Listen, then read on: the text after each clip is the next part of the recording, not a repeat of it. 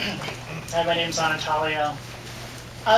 Every business decides where to locate. In fact, each year, 750,000 businesses have to decide where they put a new facility.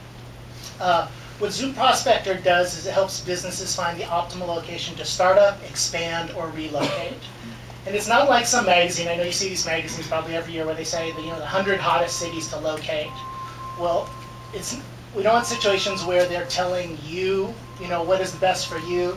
We think businesses are unique and they know what's best for themselves. So with our technology, they're able to identify based on what's important to them. And location is very important. Being in the wrong location can kill your business, but many businesses make this uninformed decision without knowing that they're making an uninformed decision. But the challenge about that is about having good data, and oftentimes it's difficult to find and difficult to understand. So ZoomProspector solves this. Businesses can now find information they need for free and make intelligent decisions about where to grow. I'll show you how that works. This is ZoomProspector. Let's say we'll put in the type of community we're searching for. Let's say a community of 75,000 people. We know most of the people we're going to hire will have bachelor's degrees, let's say 31%. White-collar workers is mostly also who our employees will be. We want cheap, young, educated labor. That's the young and educated. We want to be near a talent generator, such as a university, because those are our future employees. We want to be, let's say, within 5 million. We want a community that has at least 5 million in venture capital, 5 businesses funded. We don't want to travel too far because I don't want my workers exhausted by the time they get to the office. So we'll say just 29 minutes. For sales, I want to be near a domestic airport. Where are those places? I have no idea, but we're going to find out. Okay, so the places where you see the icons, places like Minneapolis, Beaverton, Salt Lake City, and so on. You can see some information about those places. I'll select San Jose since that's what we're close to. You can get information about this place. So for example, you can see it's 1 million people, highly educated, a lot of creative professionals. Those are like the folks who are in this room. 375 million in venture capital, lots of patents in this area. Homes a little expensive. So the next type of search I'm going to show you is we can actually combine the real estate search and the community search. So we pre-populated all of the variables for the community because I already showed you that. But we'll do it then looking for between 5,000 and 10,000 square feet of office space. So these are there's actually a lot of properties that match. You can see there's a bunch in Oklahoma City. We saw one in Phoenix. We'll select this one from Oklahoma City. It brings us into a map where you can see that property, information about that, and then I can drill down into deeper information. In fact, our map data is much deeper than what you'll find on Google, Yahoo, or Microsoft's maps, because we go to the local data. So, and for businesses, you need better information than what's available on those types of maps. So for example, here, we'll zoom out a little bit. This is the data that comes from the local governments themselves, the people who create the geographic data. So we zoom out, and we can turn on information. So land use, instead of going down to City Hall, you can now get all of the information in seconds online. You can also do unique business, these are showing all the parking. You can also do site-specific analysis of the location of the businesses that may be competition or synergy for your business.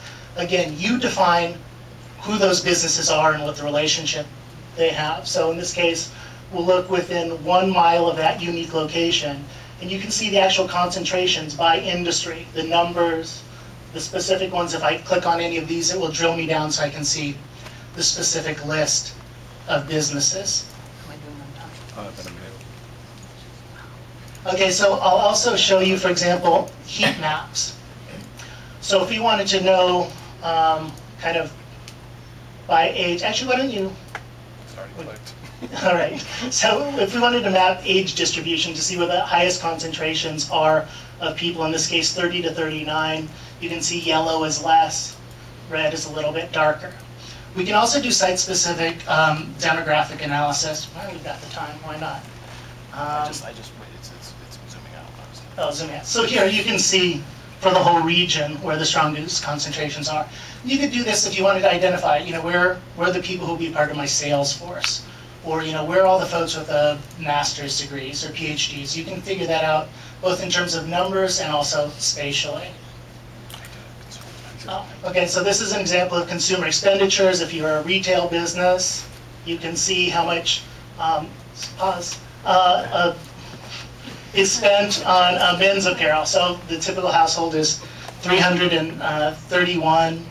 Strangely, it's always, every community is higher for women. I don't know why. Okay, so you can see for entertainment, education, transportation, and so on. So I'll pause there and use the rest of the time for questions and answers. Thank you.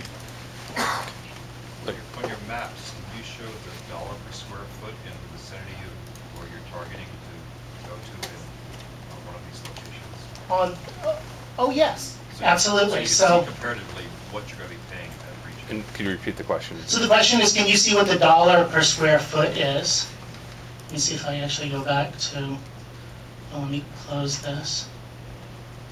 And if I say full property details, is that opening somewhere on a different?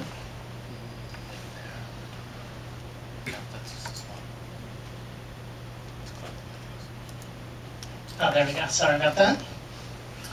So if you see under this property, this one specific property, of course, the one you selected, doesn't have that information, but typically it does. Typically it does, yes.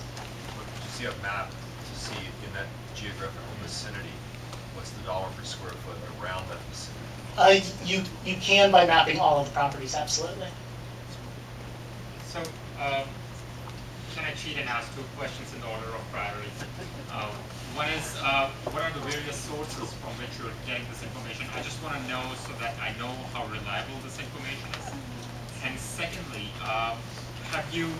this is one use case and it's a fantastic use case, but have you thought about expanding it beyond this to another use case? Let's say there's a lot of people with loads of cash who want to invest in out-of-state real estate.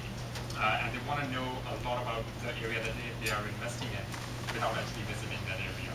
So this could be applied to that. Well, I'm going to answer the second one because that's what I remember right now.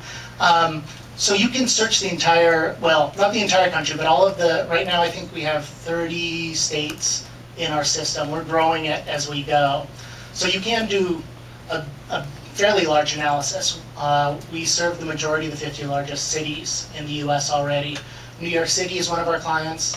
The Silicon Valley Economic Development Alliance here in this region is also one of our clients. We serve folks all over. So you can search many, many states. The first part is the quality of the data. Where is it coming from? It comes from a variety of sources. Some is third party, some is proprietary, some is data that we uniquely have. In terms of the issue that you asked about quality, well, you can't find better quality than, this data comes from the people who make the data. It's the local governments. This is the same data that they're using to route the ambulances and the fire trucks. So it has to be exact. And that's why I say, maybe I can even show, if you look at what our data looks like, so you can see, there's standard layers that are available. Street center line, aerial imagery, so Google, Yahoo, Microsoft, ours. There is a difference. Right, thank you for noticing the difference.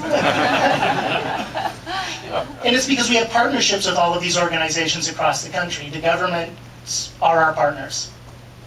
Yes? International? International, we have projects right now, well, as international as Canada and Mexico and Puerto Rico are. So you're limited. But if I'm trying to set up a factory in China, you wouldn't be able to do that. Well, I can answer that.